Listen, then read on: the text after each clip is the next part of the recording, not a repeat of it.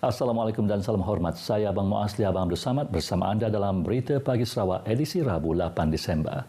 Sarawak bakal mempunyai bangunan arkib dengan sistem otomasi tersendiri yang akan menyaksikan transformasi dalam penyimpanan maklumat-maklumat penting serta khazanah negeri menjelang tahun 2024. Ketua Menteri Datuk Petinggi Tan Sri Apang Johari Tun Openg berkata penggunaan sistem Automated Storage and Retrieval Systems ASRS bagi tujuan penyimpanan, pengesanan dan pengambilan rekod adalah sejajar dengan inisiatif kerajaan untuk mengembangkan ekosistem digitalisasi dalam perkhidmatan awam.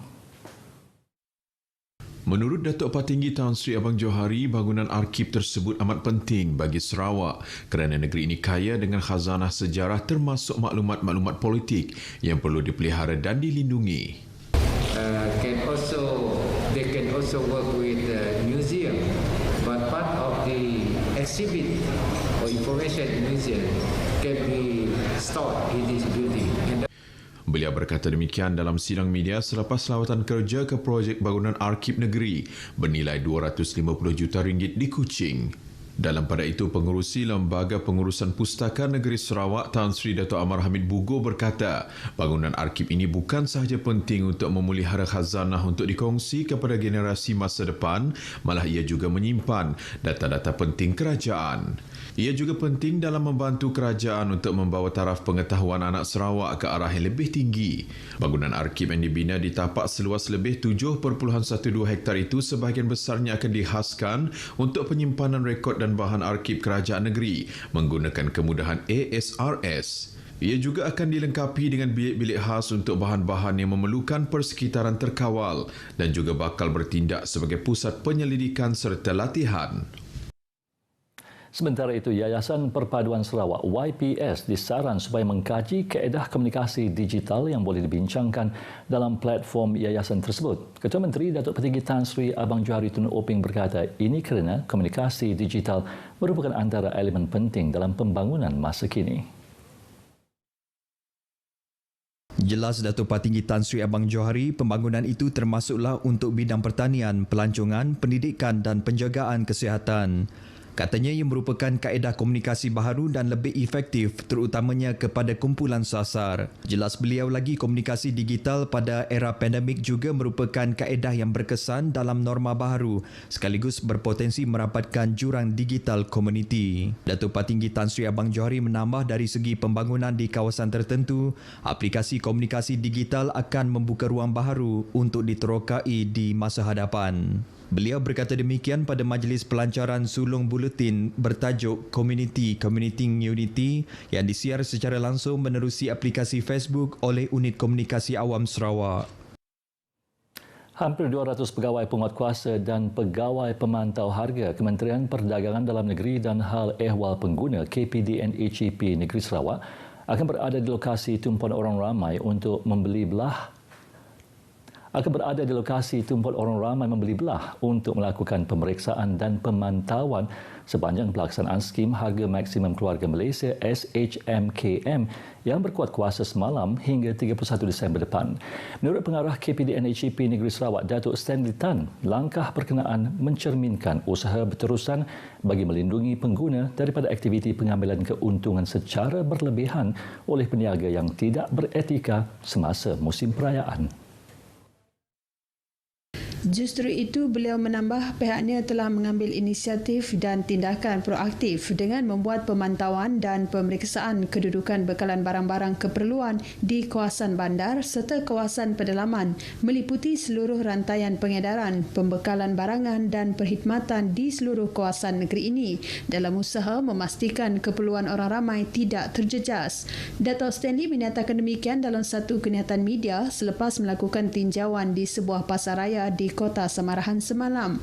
Beliau berkata sepanjang pelaksanaan SHMKM, peniaga digalak menjual barangan pada harga yang lebih rendah daripada harga maksimum sekiranya harga yang diperoleh adalah lebih rendah. KPDN-HEP Sarawak sentiasa mengambil langkah menstabilkan harga barangan keperluan terutamanya semasa musim perayaan. Dalam perkembangan yang sama, Kementerian Perdagangan Dalam Negeri dan Hal Ehwal Pengguna KPDN-HEP Cawangan Miri membuat pemeriksaan ke atas barangan di bawah atas barangan dikawal di bawah skim harga maksimum keluarga Malaysia SHMKM bermula semalam hingga 31 Disember depan. Ketua KPD NHCP Cawangan Miri, Jo Azmil Bujang memberitahu pemeriksaan yang dilakukan di sebuah pasaraya mendapati kesemua barangan dijual mengikut harga yang telah ditetapkan. Jelas beliau sebanyak 12 barangan diletak di bawah skim ini, antaranya ayam hidup, ayam standard dan kobis bulat import. Tambahnya lagi, pihak KPD NHCP akan terus membuat pemantauan terhadap SHMKM ini bagi memastikan harga barangan berada pada tahap yang terkawal. Selain itu, beliau turut berkata sekiranya terdapat peniaga yang menaikkan harga sesuka hati, maka pihaknya akan mengeluarkan notis di bawah Seksyen 21 Akta Kawalan Harga dan Anti Pencatutan 2011 kepada peniaga terbabit.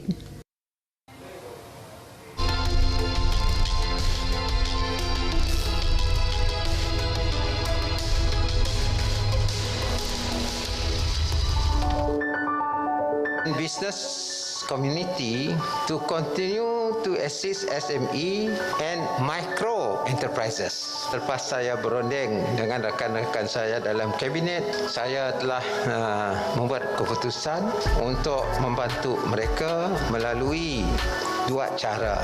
Special one-off financial assistance of 10,000 for small and medium enterprises in Sarawak, registered with SOCSO, a special one-off financial assistance of RM3,000 for micro enterprises, including the family-based small business in Sarawak, registered with SOCSO as 31st March 2021.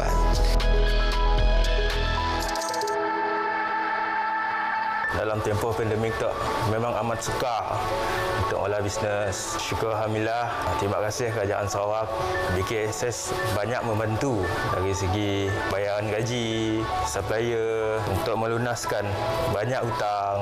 Kami lebih yakin kerajaan Sarawak nang kacak.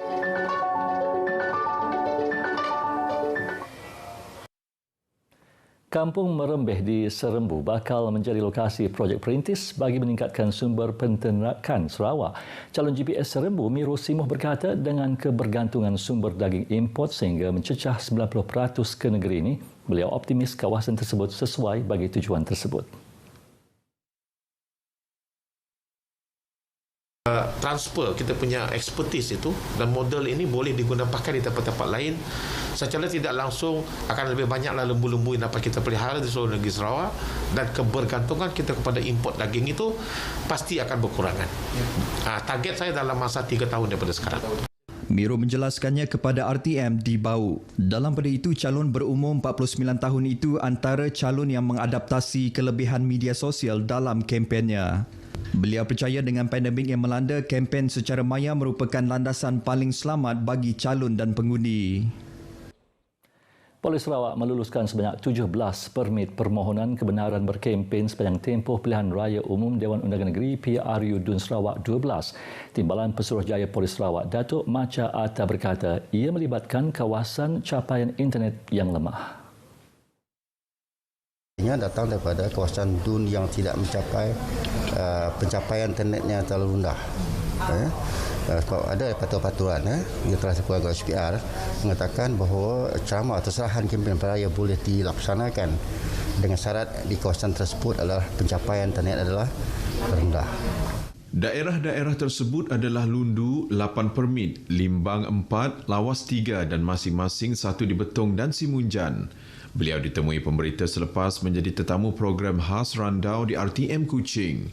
Mengulas lanjut, Datuk Manca mendedahkan seorang individu dikenakan kompaun sebanyak RM4,000 kerana gagal mematuhi prosedur operasi standard SOP di Pusat Penamaan Calon Isnin lalu.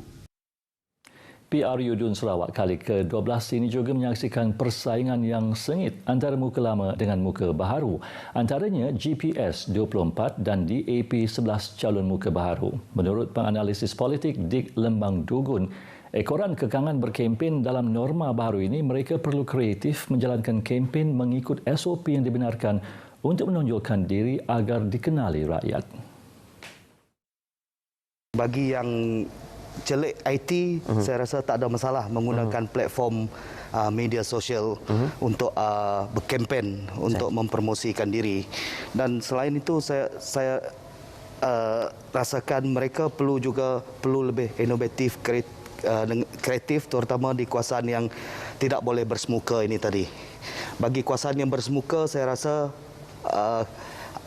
tidak menjadi masalah untuk mereka mendampingi pengundi dengan syarat mematuhi segala SOP yang telah diketengahkan oleh pihak SPR ini. Dick bercakap dalam program Randau yang disiarkan secara langsung di TV1 malam tadi.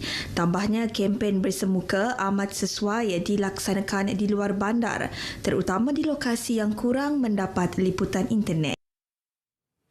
3 daerah di negeri ini masih merekodkan 2 digit kes akibat jangkitan COVID-19.